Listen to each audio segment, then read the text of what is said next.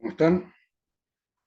Voy a dar a conocer una nota sobre el poeta Rodrigo Lira de manera fragmentaria, sobre asuntos que me parecen pertinentes dar a conocer y divulgar.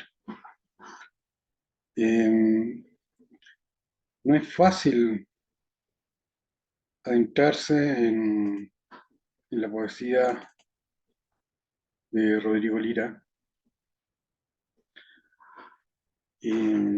Hay que darse una especie de vuelta previa de lectura,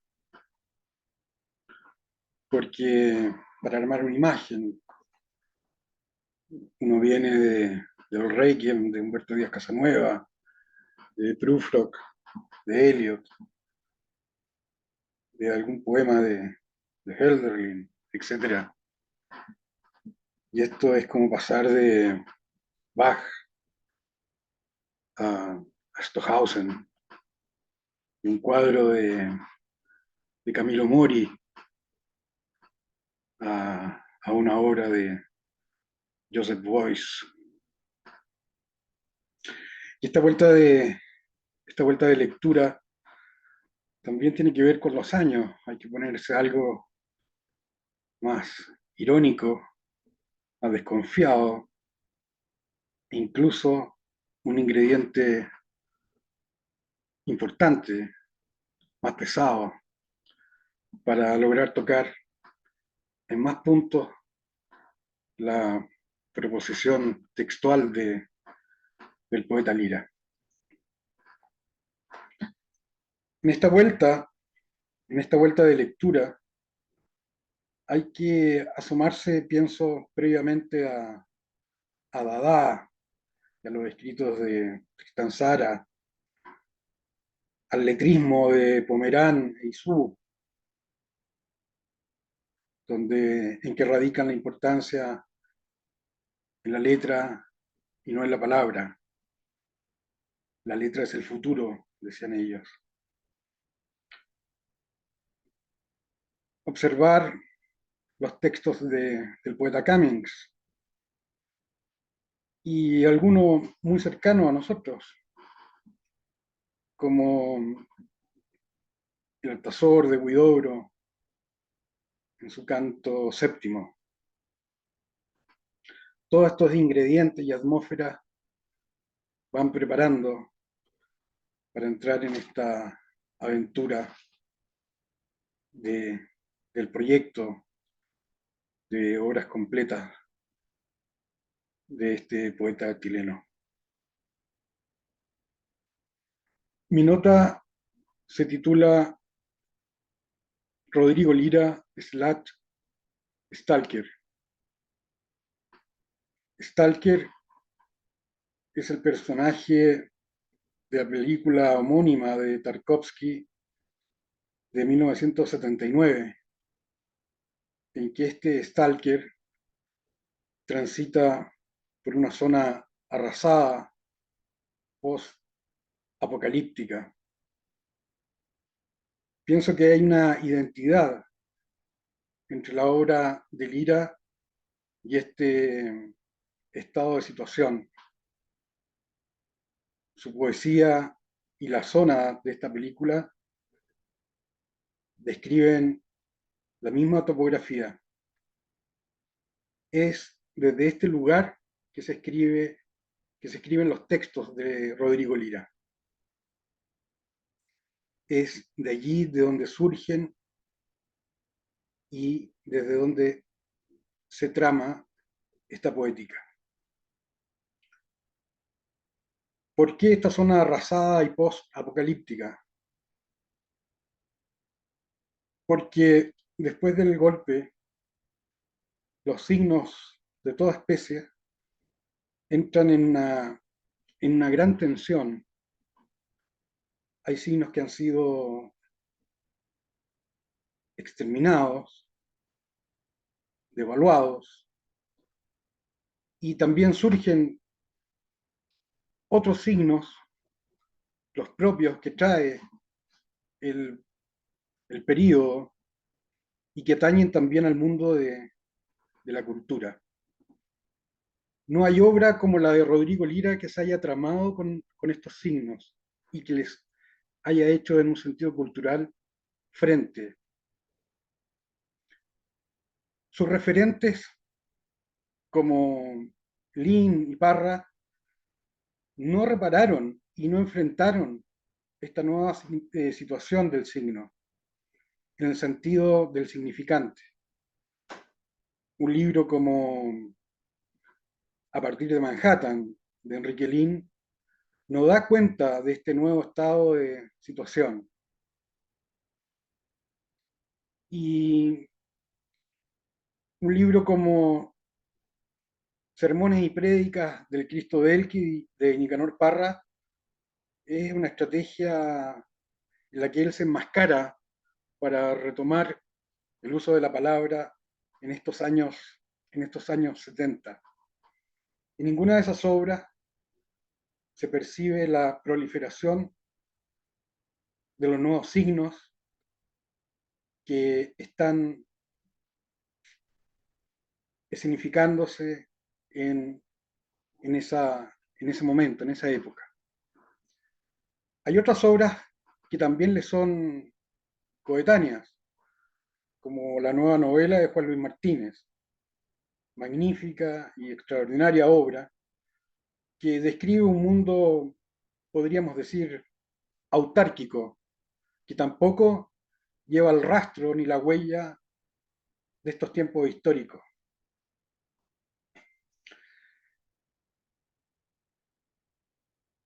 Lira, respecto de sus otros coetáneos, antologados, por ejemplo, en la antología Entre la lluvia y el arco iris, también presentan una relación muy morigerada con el estado de estas nuevas señas. Y Lira es la pieza que falta en esta antología. Él es la cumbre de esta nueva relación. Y es muy lamentable que por A, B o C motivos que no se explicitan por lo demás, Rodrigo Lira no haya sido impreso en esta antología de Soledad Bianchi, que da una buena cuenta de los escritos de esta generación esta generación joven que está emergiendo, pero donde lamentablemente falta y se nota esta pieza fundamental. Voy a pasar a leer entonces algunos fragmentos de esta nota que he sacado de mi baúl. Veamos algo. Lira nunca sabe si escribe o no un poema, pero eso no lo desespera ni desanima. Por el contrario, vive la extraña experiencia desanudada del perderse. La identidad de los escritos es frágil, se le pixelan, parecieran no semejarse a otros que si la vea o a unos que se significan como tales bajo pórticos seguros. Si es que puede llamarse poema esta volada. Esa poesía que escribiste hace no mucho también está mal hecha. Como para escribir esto, porque lo que yo escribo, los textos, como o casi como este, no son poemas. Pero a cambio de este desenfoque o minusvalía, tiene la certeza de escribir.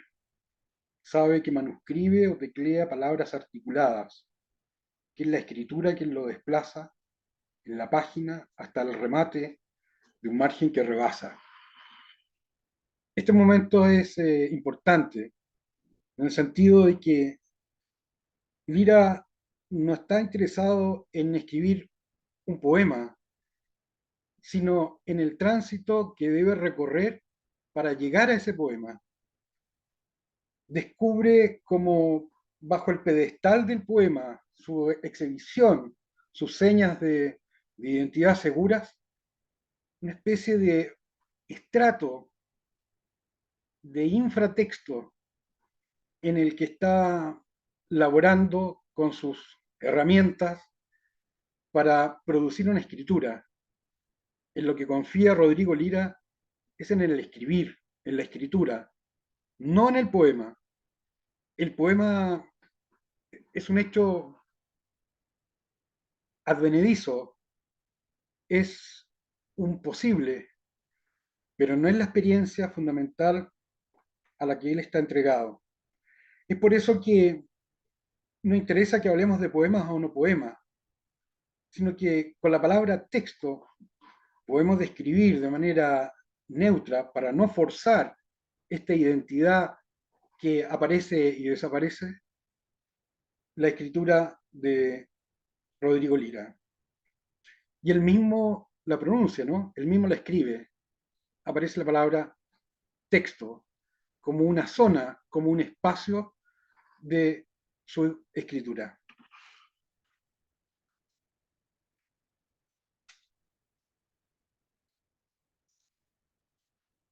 Otro momento, se trataría más bien de una escritura que en su despliegue va conformando una ruta hacia el poema, ese movimiento incesante, ese ir, concentra la atención de su musculatura crítica, exhibe los impedimentos, detenciones, hallazgos poéticos, preguntas y vadeos de ese escribir en pos de no sabe qué. Su papel protagónico es más bien el asedio sin pausa del estatus del poema y las contorsiones exhibicionistas que lo hacen reconocible para cualquiera.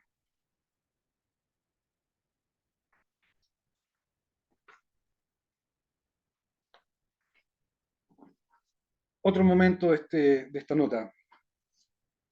Digamos que Lira es la escritura más adherida a la situación fallida general de la realidad chilena post-golpe, o si se quiere, una escritura soldada a los escombros del signo, a la dislocación y crisis de todas sus piezas y partes.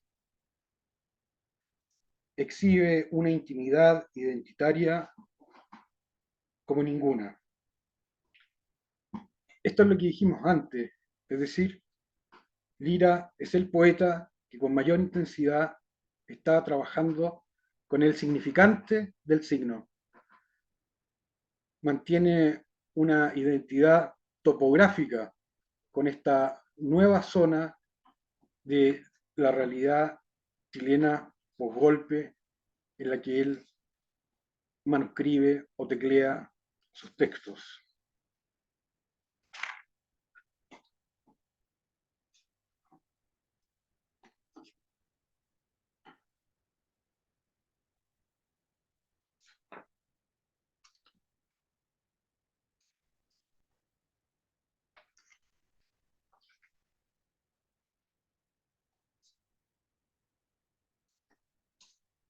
Tomar la palabra en estas condiciones de descalabro no puede ser más problemático y desafiante. Por lo demás, ¿qué sentido tendría escribir? ¿Para qué? ¿Qué escribir? Lira se decide y comienza una relación con este detritus de la palabra. Inspecciona el vertedero Chile en el que recolecta sus materiales. Las palabras las parcha, pega, acera, hila, deshila, le devuelve conciencia y memoria, las remonta al diccionario, a las lenguas muertas, las exhibe en el esplendor de un poema inserto en una tradición, las nombra, desnombra y vuelve a llamar, examina, interroga, reinstala. En vez del repliegue generalizado, va hacia el caos de los nuevos signos. Al exterior los busca y relaciona con ellos. Su escritura a tramos adquiere el mismo perfil de la búsqueda, de la topografía del páramo o la del referente y su carácter disruptor.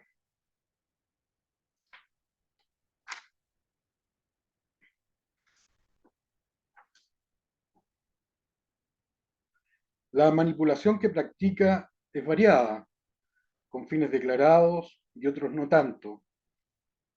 Fuerza una literación gráfica para desacomodarnos. Interpela a los poetas consagrados o grandes de la palabra, biensonantes, grandilocuentes y panfletarios, con los que no pierde oportunidad de ajustar cuentas porque son corresponsables de la debacle. Las palabras las remite a otras épocas históricas, a otras escrituras fundantes y que resuenan como un eco deformado en el tiempo con el que tienen enlace poético, epígrafe de la Araucana, Ercilla, objeto también de un amaneramiento auditivo que llama la atención. Las recorta y pega de la obra parriana a ver qué pasa, cuánto resisten, tienen actualidad, le cede la palabra entrecomillando a cuanto escritor necesite para enviarle un recado desvalorativo a otro poeta que piensa lo ha desbordado.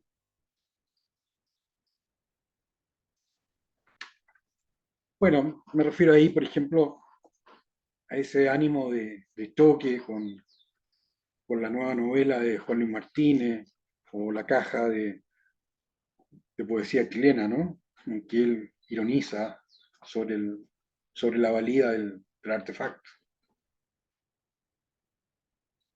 Había un texto de la Nathalie Sarraud en que ella descubre un contenido, un resorte de la obra dostoyevskiana a la que al que llamó el deseo irresistible de ir hacia el otro. Lira describe muy bien este tránsito, estas maneras de invadir al otro, ya por vía de la gentileza, amabilidad, familiaridad, reconocimiento, o cuando se le obstruye ese paso, ya con la aspereza, hasta la grosería, las malas maneras. Lira está en una revuelta personal con sus congéneres poetas, dada la exigencia de su misma poética por rejerarquizar, reevaluar, reescribir lo que está ocurriendo.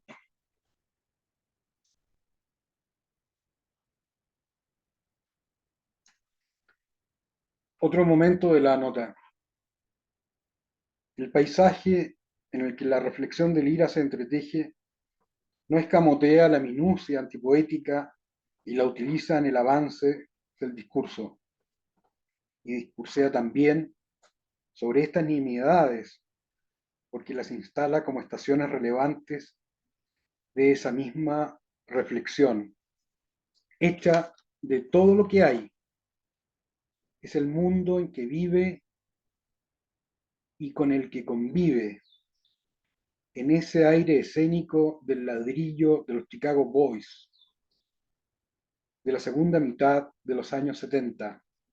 Dos puntos, el empleo mínimo, el cassette, ocupaciones ofrecen del aviso económico en la sección número 90, mozos y asesoras del hogar, precios y tarifas, certificados de antecedentes, prueba de aptitud académica, el calugón desaparecido de circulación, el asqueroso pop, el Valium, la tele, el vómito, los tecnócratas, suplementos, revistas y pasquines, el afiche, la Yamaha, el IVA, el café Dolca, el apagón cultural, el CO2, el pedagógico, los ansiolíticos, los poemas, los poetas, la nada.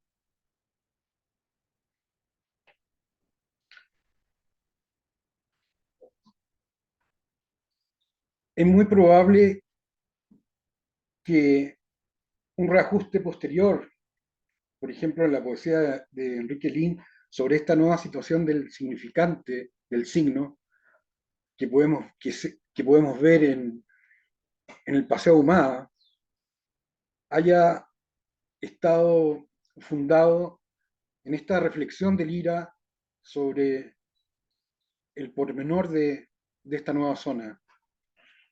Pienso que sin la investigación de Lira, el Paseo Ahumada no hubiera sido posible.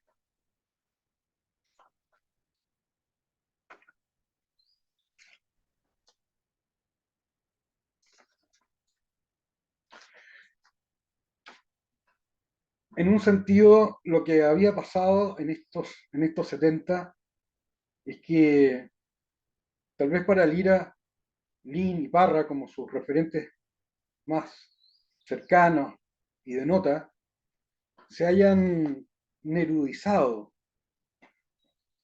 Parra no quiso franquear la zona como lo venía haciendo con el quebrantahuesos o aún los artefactos hasta el 72. Como dije, escoge una máscara, se disfraza para seguir hablando a través de los sermones y prédicas del, del Cristo de Elqui. Y Lynn, hasta el año 79, a partir de Manhattan, también pareciera, desde este punto de vista del signo, del significante del signo, no haber tomado mayor nota.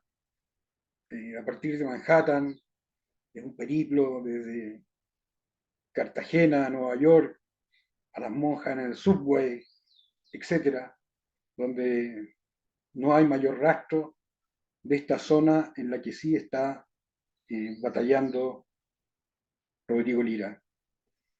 Pienso que sin esta reflexión de Lira, gran parte de la poesía o un filón de la poesía no hubieran pasado simplemente el río hacia los años 80. Creo que le debemos a Lira en parte la posibilidad de seguir escribiendo, dado que él se tramó como nadie a estos nuevos signos que dieron como resultado su proyecto de obras completas que son de lo más relevantes que hay en la poesía chilena. Bueno, eso me parece suficiente.